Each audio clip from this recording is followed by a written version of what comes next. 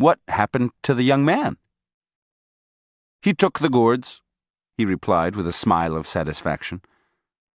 There was another long pause.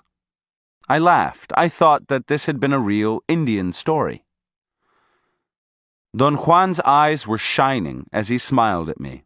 There was an air of innocence about him.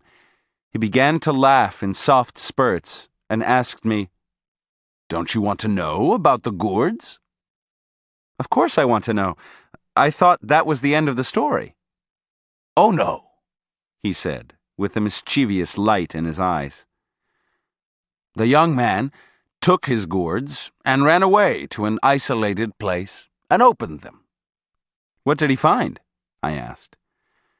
Don Juan glanced at me, and I had the feeling he was aware of my mental gymnastics.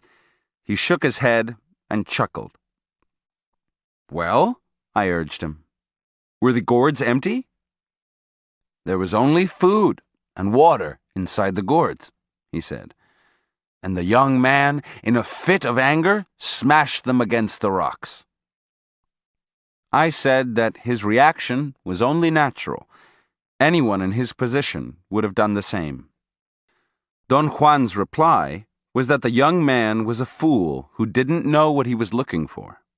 He didn't know what power was, so he couldn't tell whether or not he had found it.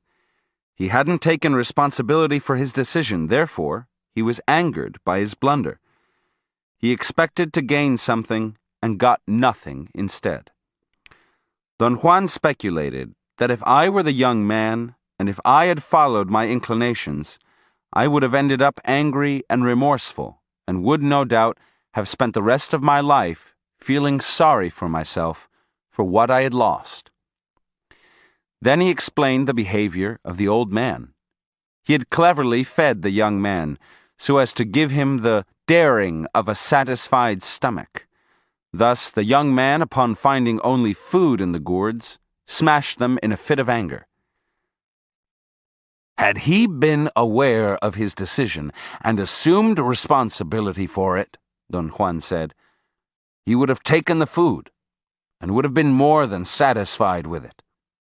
And perhaps he might have even realized that that food was power too.